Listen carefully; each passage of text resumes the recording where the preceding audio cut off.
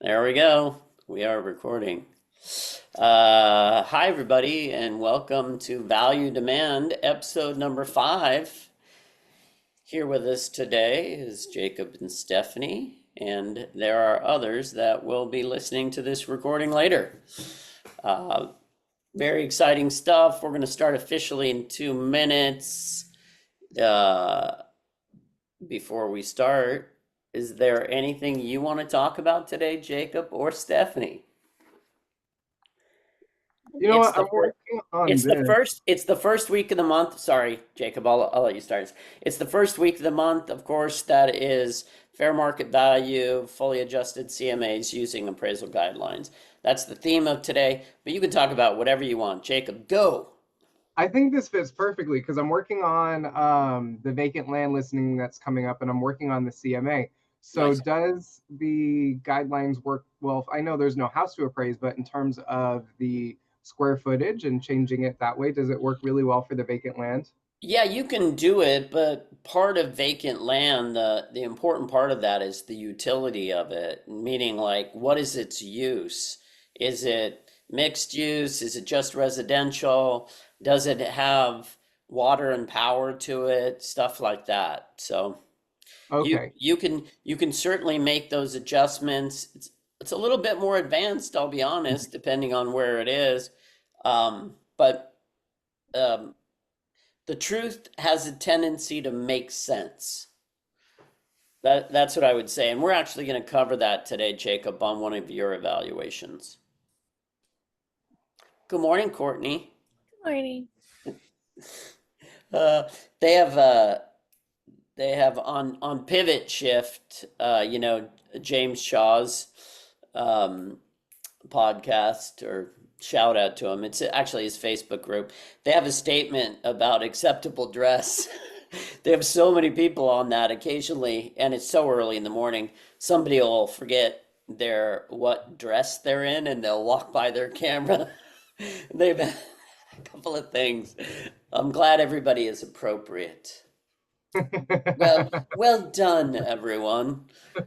It's 9 a.m. in the morning here in California.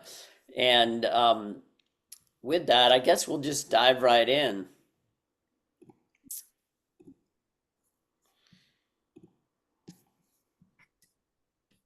Here we go.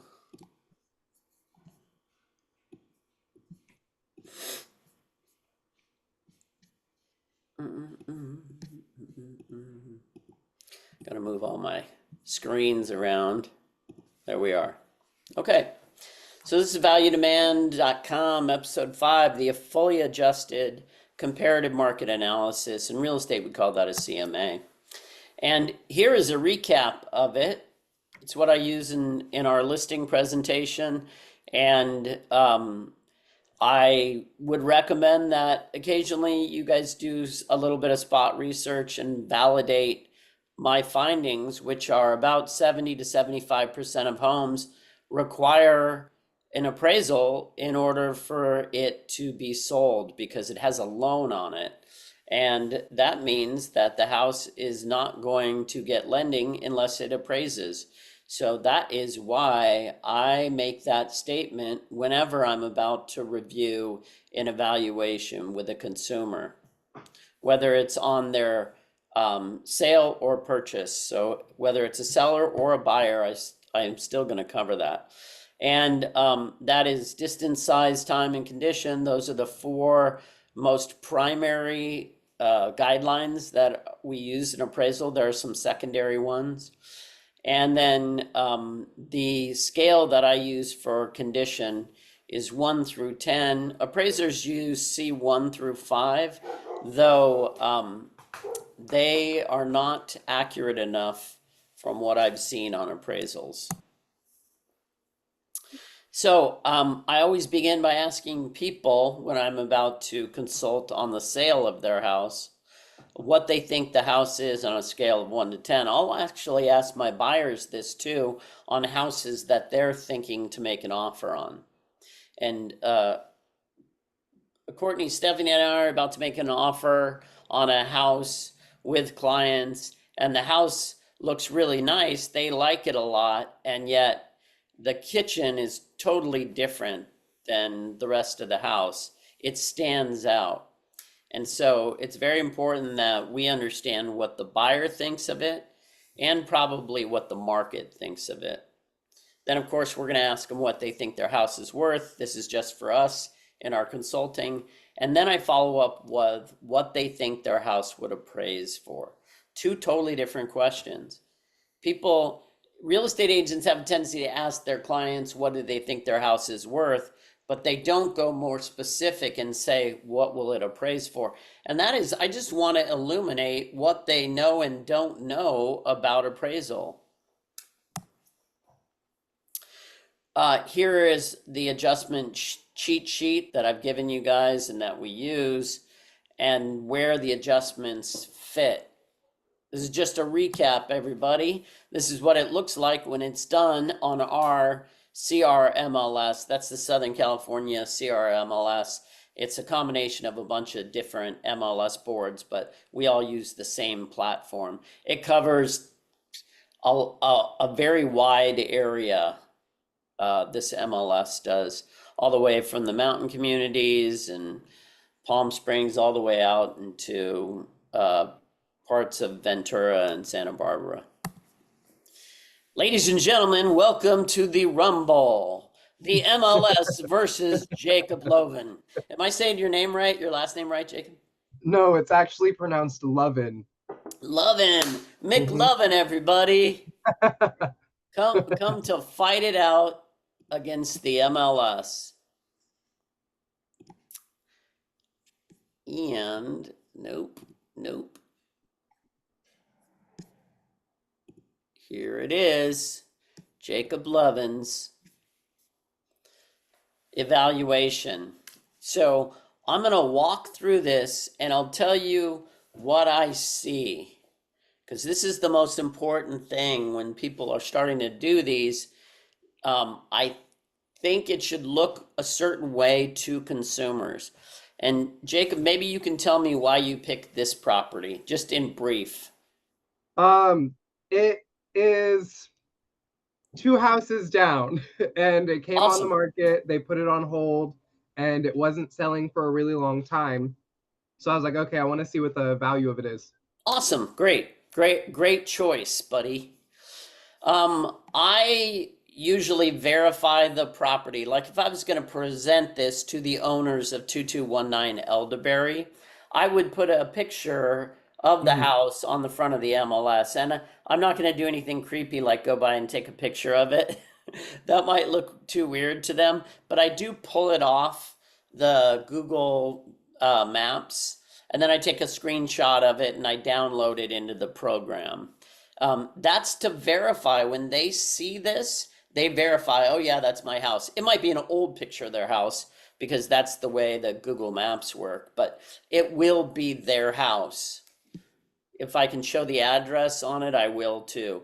This is really typical for an appraisal, right? They have a picture of the front of the house to verify that is the house. And then you have the subject property on the left and two other comparables on the right-hand columns. And the first thing I do as I skim through this is I'm going to look, is there an adjustment for beds and baths? Is that an appropriate adjustment? Is there an adjustment for the square footage? Is that appropriate or about the right amount? And then the lot size adjustment, the condition adjustment right here. You need an N in condition, Jacob. Oh, It's the condition.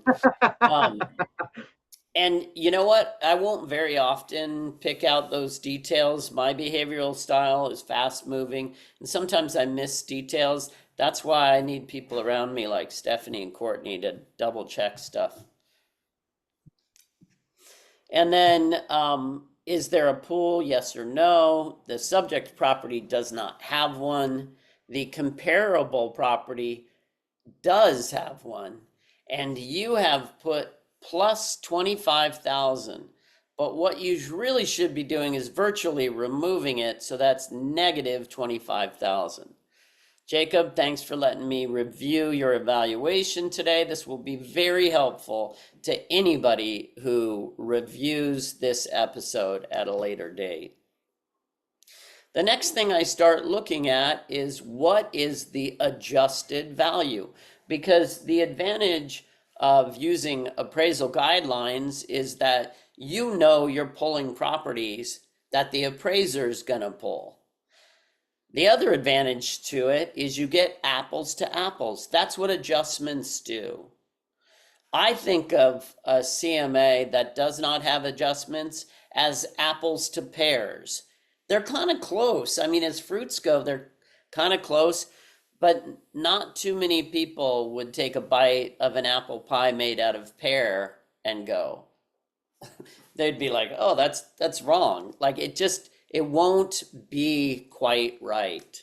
So we make these adjustments and then they should be apples to apples. So it really starts to be obvious to me when there's a big gap still after the adjustments in the prices of the comparable properties. So this one came in at 712. That's the first one, I think. Yeah. The first one came in at 712 adjusted. The second one 696. The third one 747. The fourth one 744. We're back down to 647. Now here's my issue. When we were around 7, because those are around 7, and then we're around 745, that's still sort of okay. I think once you make that pool adjustment, it will start to look different. But because those are still within a 5% margin, plus or minus, I'm like, that's okay. But the 647 stands out. So in my mind, I'm going to be like, why is Birch? What's going on with that? That it's been such a big departure. And it's even going to be bigger when you get the pool adjustment, correct? Then this one's 636 and this one's 683. So 636 and 647 are both like starting to be tipped way out. So that's Birch and Monticello. And so I'm going to go back to Monticello right here is number 7 and Birch is 5. And I'm going to say like, well, one's on each side of the 60 freeway, right? So that may make a difference. The subject property is north of the 60. A lot of the comps are south of the 60. Sometimes a geographic delineation like that will make a difference in the value of those properties. And that's really up to an agent that either knows the area or does the research. Jacob, you're still sort of new-ish into real estate, though you've sold, plenty of homes. You're still probably trying to see those delineations. And I'm going to show you guys how I just kind of take a spot check on those. After analyzing your property, comparable properties on the market now, recent sales and comparable properties that failed to sell, I concluded that in the current market, your property is most likely to sell for. I love the suspense. It could go on forever. Courtney, what is it supposed to say there? The fully adjusted fair market value of this home using appraisal guidelines is. Nice. That is just practice, isn't it, Courtney?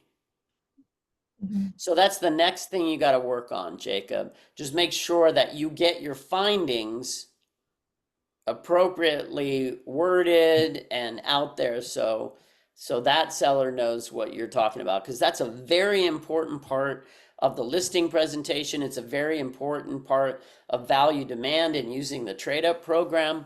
It all ties in, and that's one of the pivot points of the entire system. Oh, I'm so sorry. Natsuko. Everybody, Natsuko. Thank you so much. Sorry, I My had apologies, Natsuko. We are not of the size that we have an internet moderator, but perhaps we will have one next time. thank you. Yeah, I I was just had a trouble with internet. no worries at all. So we're just going through Jacob's comparative market analysis, and I'm showing him the things that are standing out to me. And there was the adjustment for the pool that he made. The subject property does not have a pool. The comparables do have pools. Rather than deducting the value of the pool or the virtual value of the pool, he actually added it. So that's like a $50,000 flip. That will definitely affect value. And so he's going to make those changes to it. And then when we came to the end of it, we talked a little bit about geography, which I'm about to cover now, and then making sure that the pricing recommendation is correctly worded and put in there. That's the default one in there. He was sending these for me to review. He wasn't about to present this. If he was about to present it, he really wants to make sure that that is correct in there. Would anyone like to tell me what the correct verbiage is that goes in there? This is a pop quiz. I need to call on people. I can totally tell. Jacob, can you do it? I Nice. wrote it down. I don't know if I got the complete verbiage correctly, but the fully adjusted price of your home using appraisal guidelines is, and then the number. Would anyone like to help my friend Jacob out? Hit it. The fully adjusted fair market value of this home using appraisal guidelines is da da da da da. Yes. Nice. Excellent work. Okay, so I think I caught you up, Natsuko. Now we're actually going to go to the MLS where I've put in this address. I've put in the guidelines, but I actually extended to a full year instead of 6 months. And I did that because I want to see if there's anything else in the track that maybe was a year ago. I'm so sorry, everybody. All right, here we go. Now, I can also put in the size guidelines. So what would be the size guidelines for that, Jacob? Sorry, I'm still writing. It's all right. That's no problem. Um, Shoot, that one was down on here's what bottom I'm of going to do. I'm also going to pull up the hold because it might even be in the results. I think it was 13,000 square feet on Did the it? MLS. Yeah, let me ask. Did it is it there it is. It's still on hold, everybody. Yeah, That's they're moving to awesome. Arizona. Or, So they're still looking for a property, so they put it on okay. hold. So it's 1361. So I'm going to go back to the criteria. And what is plus or minus of 1361? Does everybody know how to get to it? Just double checking. Just checking for competency here. Stephanie and Courtney know how. Natsuko, do you know how to get to 1361 plus or minus 25%? Yeah, it's times 0.75 or times Yep. 1.25. Yeah, cool. Okay. So that's 1020. I'm rounding a little bit. 13, shoot, I erased it. What was it? 13 what? 13,6 something. 1365 times 1.25. That's 1706.25. I'm just going to round up to 1710. And then I'm going to look on the map first. And I'm going to look on the map because of the geography, right?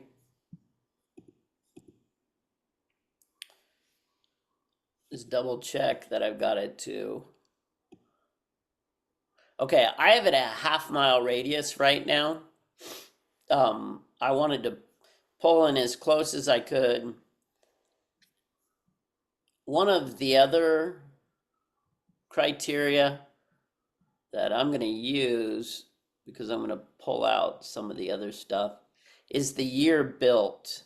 So I'm going to go back to the subject property. It was built in 73. So I'm going to put in here 1963 to 1983. That's 10 years plus or minus. And so now I'm looking at these, and I think on the criteria, I put SFR.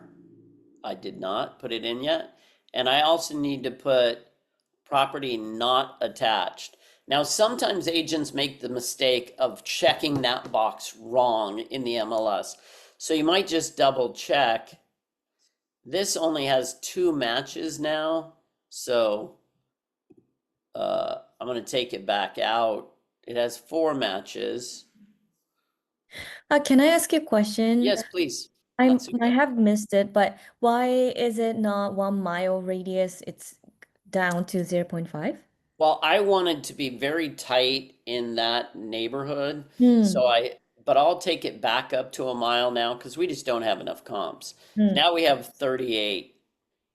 And we've got the year guidelines in there, and it's only detached SFR. So I'm going to look back at the map now, and I really want to concentrate on the homes that are most like it. So I'm probably going to pick the homes that are in this band. They're close to the freeway, but they're not,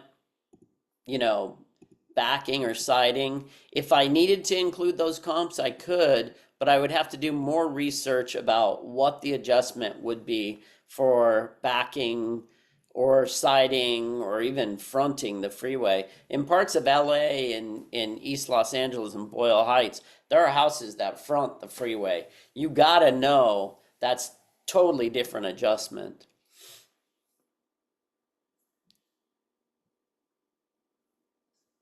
So I'm just rolling across these to see what the value is and see if I can sort of see geographically, is there a shift in value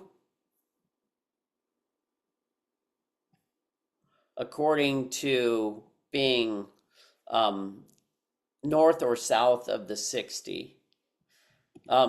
This is a comp that's interesting to me just because it's right next to the freeway. I mean, I have to zoom in, but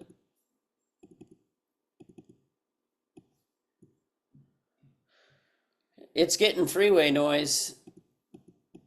So I'm just going to stay off that one for now. I've got 3 closes I could use. I might pick this one. Was it a 3 or 4 bedroom, Jacob? I believe on the MLS it's listed as a 3. Okay. But looking at the house, I thought it was a 4 It's a when 4. I've been in it. It says 4, sorry. It does say 4? Yeah. I'm just gonna click on this one. I'm curious about it. And I'm just gonna do those 4. So I'm gonna roll them into the CMA program. Whoops, put the address in there in just a sec. Grab the subject property.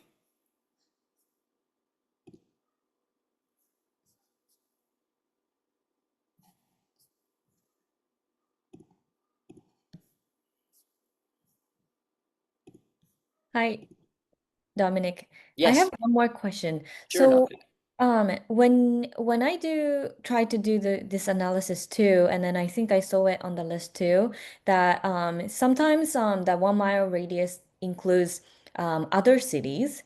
Do Yep. you try to remove those other city ones, or you include those? Yes. I'm gonna remove them, especially in Mhm. parts of Southern California.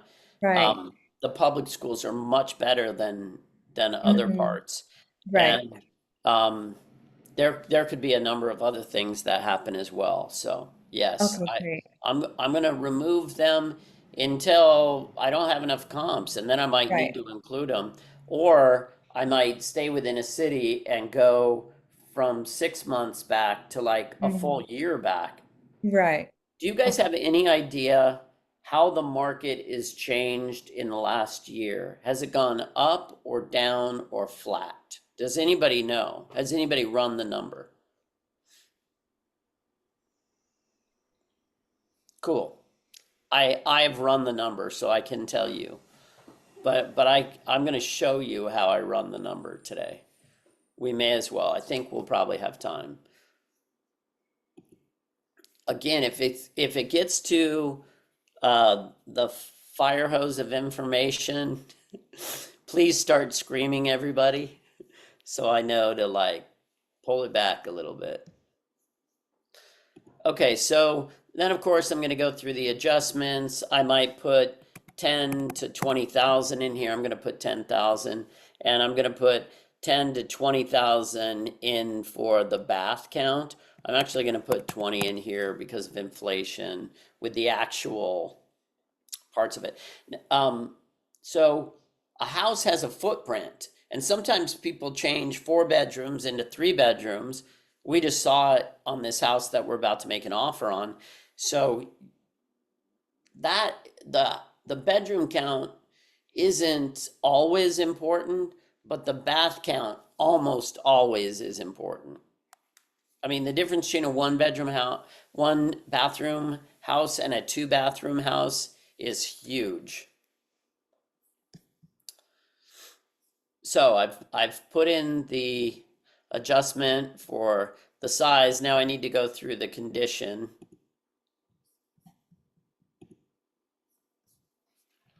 And I'm going to look through these real quick. This is at least an 8, probably an 8.5, I would say. It's got new windows. I might shift it to a 9. So I'm going to go 8 3/4. That bathroom is not remodeled. That's an 8.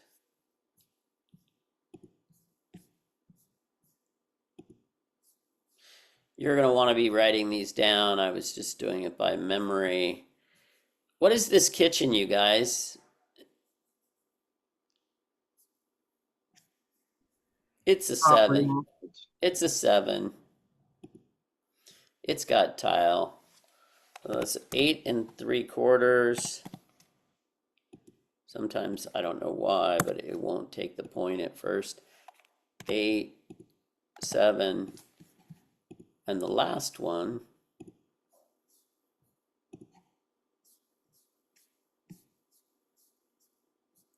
It's an 8.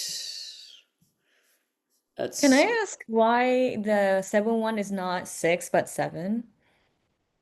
because it didn't look like it had terrible paint or carpet. I see. And I know I'm looking at these fast. I mean, the carpet's a little bit iffy, but it seems like the paint and the flooring are all pretty fine. It Okay. looks to me very much like a grandma's house. Right. And Can you next time when you find like 5 or 6, would you mind sending it to me? I feel like when I'm trying to evaluate it, when if I look at that one, I feel like I will be rating it as 6 or something. that's because you have Irvine taste. No, I'm obviously we're looking at Ontario in this case. Hmm. I sell out there. It's a little different. You Mm. gotta know your pockets, but you might start to see Natsuka in your evaluations that a Mhm. 7 is actually a 6 now for Irvine because the Mm. expectation is so high of the condition of the houses that 10s sell for like way above anything Yeah. else. You Yeah. have to use your observation to Mm. inform. You have to use your understanding of what buyers like and don't like. I see. So We it's we not really an absolute number. It's more like a relative number. It's, yeah. I mean, Mm, if you think about economics and statistics, a big part of it is how you parse the information. If you know mhm, how to look at something, you'll get a better view of it. mhm, So you still have to use your common sense. I mean, for a long time, I've used this piece of script. Um, a- Appraisers use what I negotiate today for tomorrow's evaluations. So by their very nature, they're behind the market. They don't understand what's going on in the market. I do, because I'm with buyers and sellers all the time and understand their perception of value in the market. Appraisers do not understand the perception of value of buyers. mhm. They don't show homes, we do. And then I think the last one, did we get a read on that one? Yeah, that was an 8. It's teetering, but it's an 8. I mean teetering as in it might fall to a 7 3/4. That that that was done in about 2005 ish, and our guideline is with any remodel in the last 20 years. So, oh, and then the last one is the pool. And my comps, none of them have a pool. So now I'll look at the close date on it. This one needs to be pulled up a little bit. I would say probably 2 to 3%. We'll be conservative and just put 2% or 14,000. And now look, it's starting to fall in line. We still have a bit of a gap. Oh, because I didn't put in the condition number yet. So that is 4% of 7 would be 28,000 per point.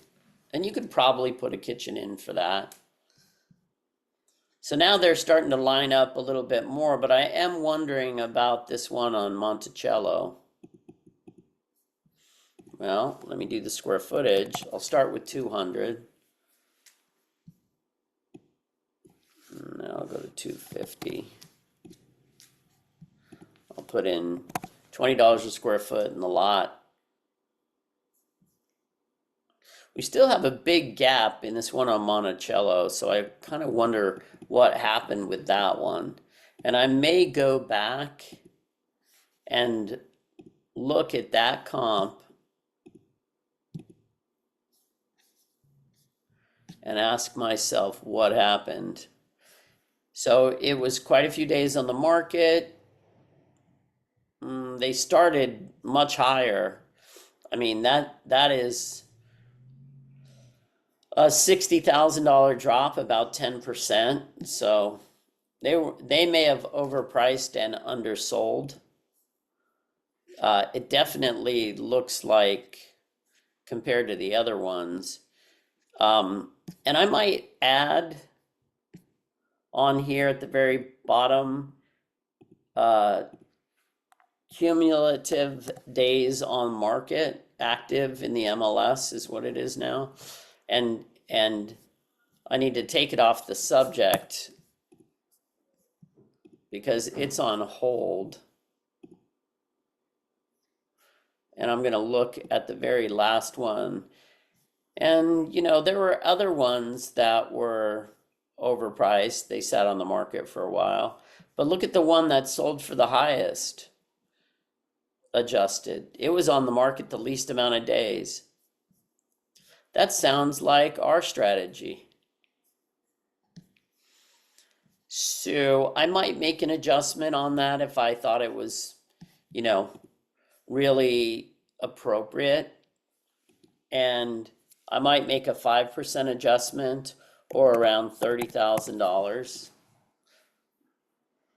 That's starting to bring it up a little bit, but there's still kind of a big gap on these. And I'd keep going back and forth into this for a while. Are there any questions on that part so far?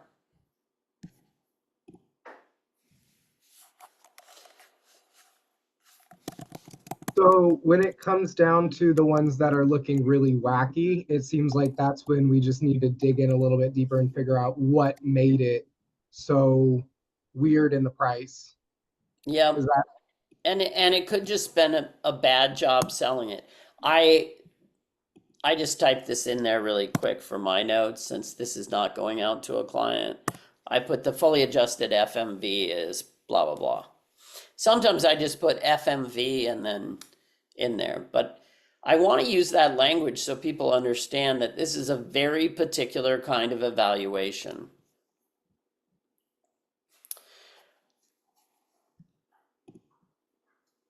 All right, so now I am going to show you guys how I got to that particular adjustment that is called a historical adjustment, that is going beyond the appraisal guidelines so you get comparables that are more appropriate. I'm stuck on the word appropriate today.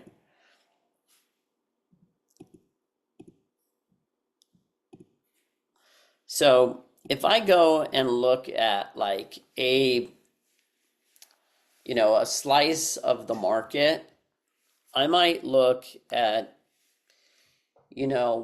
let's say a quarter of the market or maybe 6 months of the market. But right now we're in the third quarter, sort of, right? I mean, October. Yeah. Let's look at the third quarter. We're actually in the fourth quarter now. Let's look at the third quarter in a market. And so I'm going to go 1 and then 4. I'm going to go 7, 1, 2024 to 9, and I think it's 28, unless it's leap year, but 24. That's going to give me the third quarter of wherever I want to look, right? And I'm going to go, let's say I go, what city was that in again? Ontario? Ontario. So I'm going to look at the city of Ontario. Actually, I'll just put it in here, Ontario. And I'll click on it. So that's that. There were 310 closed sales. And if I want to be even more specific, I might just do the single family because that's what we're looking at. I want to pull the condos out because I don't want to tilt it down too hard. And so if I pull the results, I click all, I run the stats button on it, and it's going to give me the average back in 2024 of the third quarter in Ontario. The homes on average, their list price was 710, their close price, so it got pushed up about 1%, was 718, and for the average square footage, it was 457.40. Now this is the one place that I will actually look at price per square foot.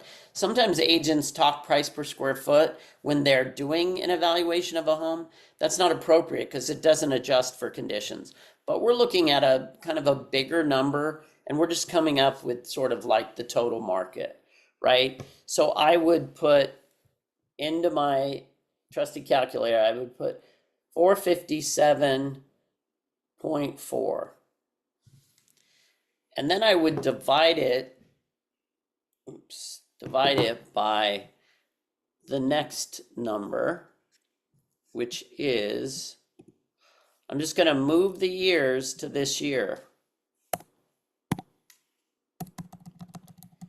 Now, the reason why I did it per the quarter is because our market shifts a little bit in the quarters, right? There's a different sales behavior in each of those quarters. And this is particular to Ontario. We still got a good number You know, it was 179 before. Now there's a little bit more numbers, 191. And we're going to look at the results, click all, stats, tabulate it. And now I've got 423.73 divided by 423.73 equals 7, almost 8%. So the market is gone down about 7%. You guys get that? Everybody follow? If you don't follow, please unmute yourself and say, I don't get it. Sorry, I might have lost it. Which number you are comparing? Sorry, is it the I'm talking about the sold price per square foot. okay, so Now, okay. there's something interesting that happened here. I'm going to go back and I'm going to point it out.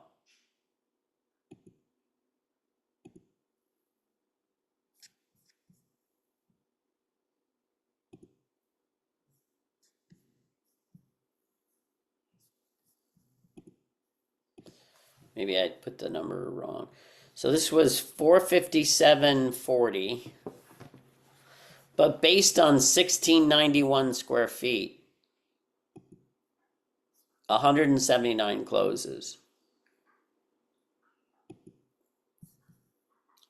When I changed the date to this past Q3,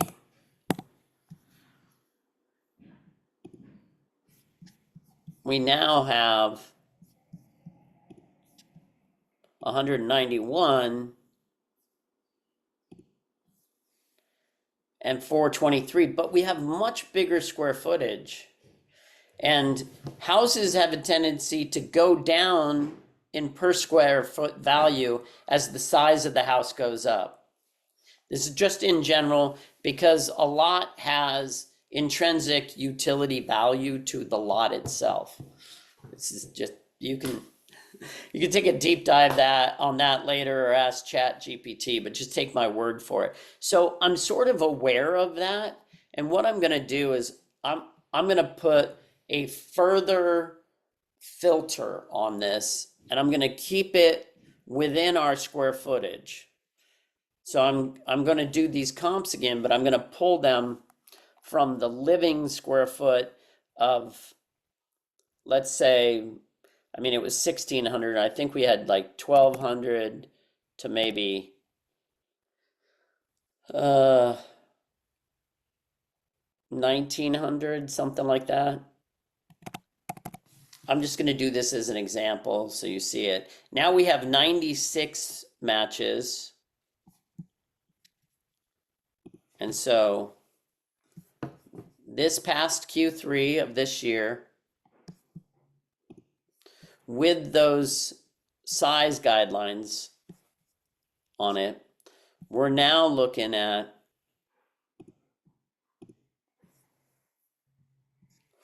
$462 a square foot. Actually, 462.61. Okay. That's on an average of 1,500 square feet and a price that got pushed down a little bit. The list price was $695. The sold price was negotiated down a little bit. That's this past Q3. Now I'm going to change the year to last year's Q3. It's 84. So it's still kind of an okay number.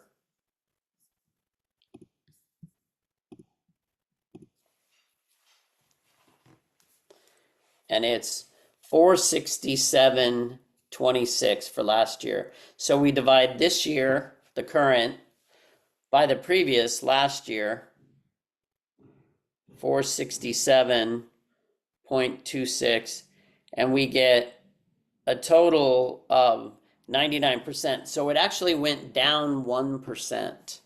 So this is something you could say, Jacob, about Ontario that maybe no one knows. You know, quarter over quarter from last year, Q3 to this year, Q3, it's actually gone down 1%. So when you look at your evaluations and you have to pull an historic property, right? Something that was a year ago, in order to get a good apples to apples look, maybe it's in the same track, but it was from a year ago, tune it down by 1%, right? So you're going to make a 1% down adjustment on it. Does that make sense, Natsuko? Jacob, have I explained that careful enough? Obviously, think Courtney, Stephanie, I don't care what you guys think. I think that makes sense. So this is if I have to pull something back from previous, this tells me how to do the historical adjustment so it's still accurate and I can use a property that's further back if I'm having trouble finding something more recent. Yeah, an appraiser might not use it, but you should use it so you really understand maybe that particular neighborhood, track, city, as you were talking about, Natsuko. You know, as we get into more difficult markets, the amount of sales naturally go down. The colder the market, the less sales we have. The hotter the market, the more sales we have, and the price is going up, right? Right. So another question about when you were doing those analysis, if it was in like gated community or some sort of condominium complex or something like that, I mean, of course, it would be probably nice to look at both, but do you also look at the just the same complex apart condominium complex or the gated community to compare the numbers just within too? Well, let's talk about the gated community first, because the gated community could be a pro and a con. There are Okay. parts of Irvine that aren't gated, but they're actually more sought after because they don't have, you know, they have maybe like a more vintage quality to them or larger Mhm. lots. There could be all kinds of things. Yeah. So you definitely want to take a look at that. And what I want you to do, Natsuko, is Mhm. for the value demand lab this week, because this Tuesday's lab, it's Thursday. This Tuesday coming up, the lab on Mhm. that is actually on fair market value. So I Mhm. want you to pull the comps for that and Mhm. be ready to share your screen on Zoom, and then we'll tweak it out a little bit and I'll show Okay. you how, if I need to use a comp that's gated or ungated, how I'd stick that in the adjustment. And I'd probably Mhm. just put it under the location adjustment, put the track name in there, and then say, you know, it's it's it's the Seabridge track, and it, you know, I know that it's gated, and maybe that makes it more valuable or less valuable. Mhm. Thank you. You're welcome.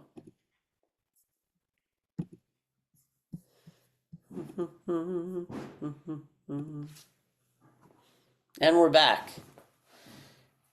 Jacob, you could do the same for the lab too. Stephanie, Courtney, you guys could do the same for the lab this coming Tuesday. Um, challenge yourself. That's what I would say. Like, you know, I still do valuations. I'm still really curious and nerdy about it. Here's here's a little here's a little coaching tip. You can be nervous or excited. You can be afraid or curious. I think this one's better than this one, right? And so sometimes just seeing all that information on the MLS, knowing that you have to consult, uh, if you're a great real estate agent who consults at a really high level on price, then sometimes looking at the MLS can be daunting and getting all this stuff together, all these different adjustments. But if you're curious, also known as nerdy, I do think I'm a total nerd about the market, and because of that, the MLS. And also, if you're me, I'm particularly nerdy about how I use price to take advantage of the market, any market, an up market, a down market, whatever, like, and that presentation for value demand, our listing presentation in value demand is used to get sellers excited about pricing as strategy.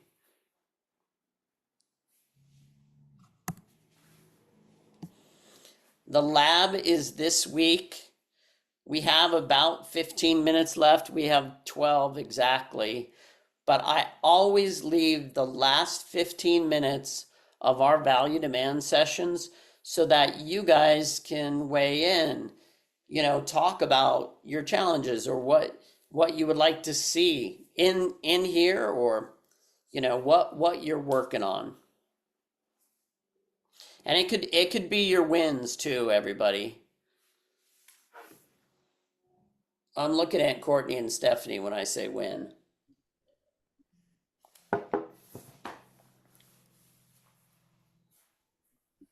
Oh, Courtney and I learned how to fill out a multi-offer form Why did you learn that? because we've never done it before, and What We what had multiple prompted you to offers. we had need multiple. what prompted you to need that, Steph? You, your listing had multiple offers this week on Our listing. our listing had okay, yes, the listing had multiple offers on Seaport, and you gave us the challenge to we had wait, hold on, put eight. We had 8 offers. and and Courtney and I had to fill the form out together, and Yeah. I think we got most of it done. Yeah, you guys Okay. you guys nailed it. That's a high quality, exciting problem to have. hmm 8 offers, that's amazing. And 8 all good offers that from other agents, or All offers are good offers. that's We true. we wrote with one buyer, Court. Yeah. Yeah. Almost 2. There were a number of buyers who were like bouncing off me what the Mhm. price would be that they would need to offer. So they ended up they withdrew their Right. interest, which I'm fine with. I don't need busy work. Right, right. And I'm curious to know, out of those 8 offers that the other, or the 7 offers the other agents wrote, did they do like the analysis and then adjusted the price according to the actual fair market value, or did they actually was close to like the listed price? That's a great question, and Natsuko, and no one else would know this, but there is an agent that I trained on valuations that wrote an offer. Mm-hmm. She's with one of the top teams in Orange County, and she did an evaluation of the property, and I asked her what it came in at. Mm-hmm. I believe in clear, open communication, and she said it came in at 1,760,000, and I was like, "Great job, you nailed it! Like That's you great. nailed it." We're priced at 1,600,000, and we strategically came on at that price, knowing we Mhm. wanted to see, all the offers, let the house Right. get bid up, have a buyer who was ready for that house because Mhm. it was a 6 on a scale of 1 to 10. So it needed everything, and it needed the right buyer who was ready to do everything. Mm-hmm. And so we put the fair market value somewhere around 1,750,000. She came up Mm-hmm. with 1,760,000. I said, "Great job." And then she wrote an offer, and the offer she wrote was 1,650,000. Mm. I see, I see. Her client is not getting a counter offer. Mm. That's not up to me, but do I need to counter all 8 offers?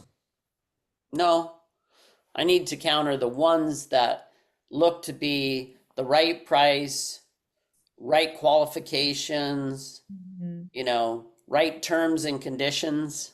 Right. An offer is price, terms, and conditions. Mm-hmm. That's great to know. And sorry, I'm curious. Can I Keep going. ask? If what are the those offers that's like immediately, oh, okay, no, this one we're not countering back. I'm curious to know because I've had several situations where I went in with the offer and then of course my clients wanted to lowball, so probably that's the reason why we got rejected. But other than pricing, what would be like the indication that you're gonna say when you have a multiple offers, that's like, okay, this one probably no. Yeah, you're asking a great question, Natsuko, and it comes up whenever the market is tough for buyers agents. Mm-hmm. And I've trained buyers agents on this for a long time, how to get your offer accepted. It Mm-hmm. usually includes that you are speaking voice to voice, preferably. You could do it via Right. text, but dialogue is better because you can hear tone and they can hear your Mm-hmm. tone. Definitely. And so I would have a tendency to um, buyers agents who understand value Mhm. communicate with me openly about it Mhm. and use facts in the best way to explain their position, those are the Mhm. ones that are probably going to get counter offers in our world. Right. Ones that don't communicate and just throw a low ball offer, I'm Mhm. not even interested.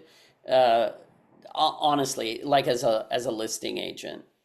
Yeah, I usually communicate with the listing agent because I feel the same about like communicating and also like I guess that's the way to go to communicate about what they're looking for and everything. And I think that was just one time where listing agent listed the price very strategically to like a lower side. And I think it was more than probably 10% or it was mo most it was more like a bidding war type of advertisements as well. And then I think they've gotten so many calls and so many offers email that I couldn't have a hold of them. And other than her texting me, oh, Yeah, just I'll stop you right there, Natsuko, because I totally get it. The real issue, though, is how you consulted with your client on the price right, they were right. offering. Hmm. And I, how I am with sellers and listing agents and buyers agents are all the same. I'm the same with everybody. I use the same system, language, and understanding in order to communicate with them. So if my buyer wants to Hmm. make a low ball offer, I'm Hmm. like, the fair market value is X. Yeah. Hmm. And if you want to make an offer at X, my opinion is that's not negotiating with the truth. And I only Hmm. negotiate with the truth. You can Right. negotiate how you want to, but Hmm. I suspect that the listing agent and the seller are going to think you are not negotiating in good faith. Right. What would you like to offer? So Hmm. I will consult with them on the systems Hmm. and the numbers that I use, the data, Hmm. and then I'll let them decide. Good, good. Yeah, I think that actually happened with him because he was very stubborn. He was looking for the off-market offer or, some good deals. And then he kept saying that, oh, this isn't worth it or something like that. And then I explained that, hey, I mean, even if the market tells you this number, you might not like it, and I'm not telling you to buy it at this price or anything. But yeah, I guess he decided to go with the low bowl offer anyway, and then we just didn't get the response. So he So, learned a so, little bit. so Natsuko, I want you to be him for a second because Mm-hmm. you spend enough time with that client, you could do your own impersonation Mm-hmm. and just give me the price that he wanted to offer. Oh, What was that price? yeah, I think What what was it his we'll say his name was Sam. So Sam, what would you like to offer for the property? just 1 million. Okay. And can I tell you what's going to happen to all the offers that offer 1 million? Yeah. They are going to actually empower that listing agent and seller to say, well, we had 10 offers or we had 15 offers. You're actually gonna lose at that price. And I'd suggest you don't make an offer if you're gonna lose, because all you're gonna do is push up the value for that home, which is then gonna become the new standard and raise the price on the home you buy tomorrow. I'd rather that you not lose and not increase the price. Are you trying to win or are you trying to raise the price for tomorrow's homes? This is Minatsuko. I love that. But yeah, I really like the part where you said that, well, it's pushing the price for your future home, and that actually probably shut him up a little bit more, because he kept on going. He would probably kept on going like, oh, but like I only think, well, the street noise is just so loud, and I don't think it's Did you, gonna, did you yeah. make an adjustment for the street noise? So back then You didn't, right? Yeah. I didn't try, but at the same time, I think the listing was listed with the consideration that Of course it was. yeah. Yeah, yeah. You think it was listed 10% below.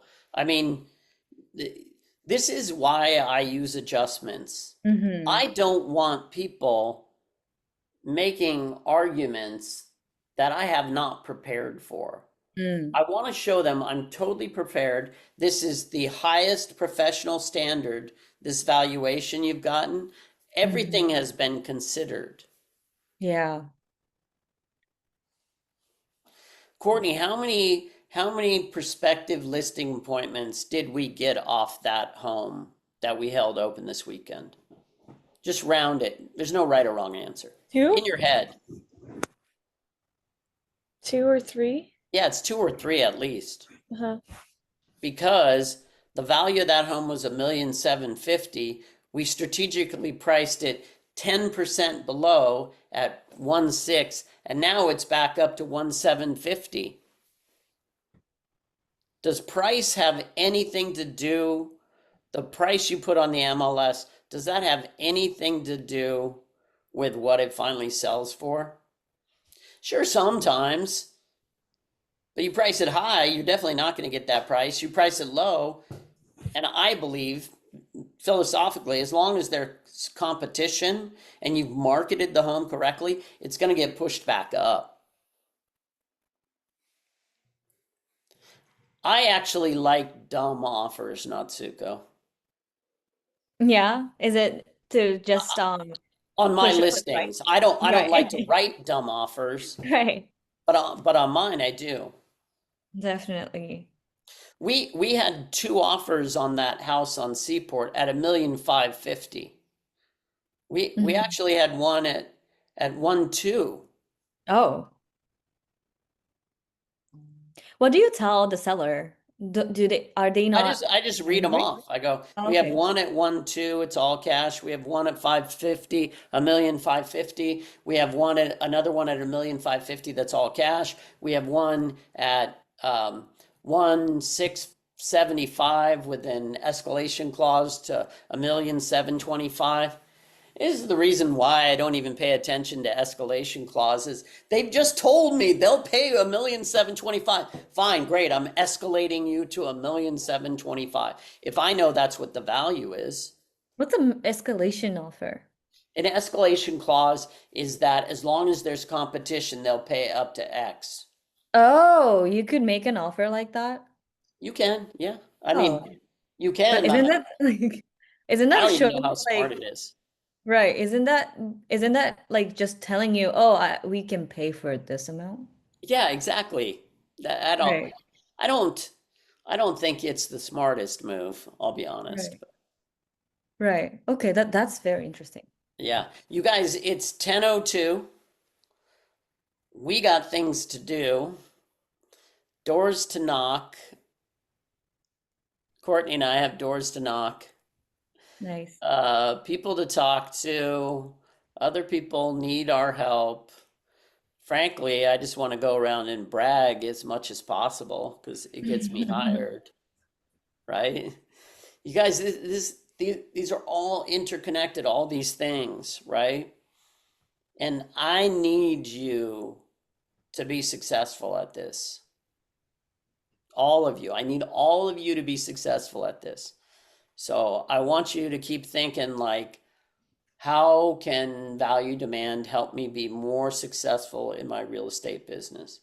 How can it help me list homes, find homes to list, and list homes that are, going to be priced right, cause more demand, get more buyers leads?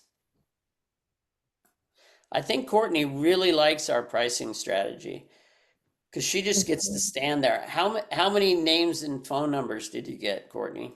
I got 6. Well, I got more names than that, but I got 6 phone numbers. Great job. Thanks. That's amazing.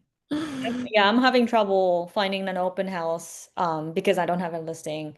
I'm We need to having get you a listing, Natsuko. yeah, so that I can be on an open house with more people because the past few weeks I think I've only had like 2, 3 people coming into the open house. Yeah. Permission to be colorful, everybody. Mute your thing if you're listening to this later on the tape. Natsuko, when you kick ass at pricing, you will want to get more listings. Yeah. You will be better at prospecting. Yeah, definitely. I will have more confidence in actually like, oh yes, I can do it for you, not like Right, yeah, exactly. Yeah. Natsuko, you're so close. You're right on the edge. Jacob, you're so close. You're right on the edge. You guys have both sold more property than Courtney has. Courtney's ahead of you. You guys should talk to Courtney. You should find her number. You should find her email. You should reach out to her. You should ask Stephanie what our appointment looked like yesterday. Yeah, I would love to. Is there gonna be like a WhatsApp group or? Yeah, whatever you guys want to do. I mean, we're still so intimate that we can do whatever we want. I BCC all the emails because I think that's a professional standard. But one day we might just have them all up there, and you guys may network and mastermind at a much higher level based on these understandings. That's my goal. My goal is actually to have market economists nationwide who follow these systems. That's an awesome place for us to end. Wait, Thanks, we- everybody. See you Tuesday at 9 a.m. Value Demand is now 9 a.m. Pacific time on Thursdays, and the lab for Value Demand is 9 a.m. on Tuesdays. Thanks, everybody, for being here. Thank you. See ya. Bye. Thank you. Bye, everybody.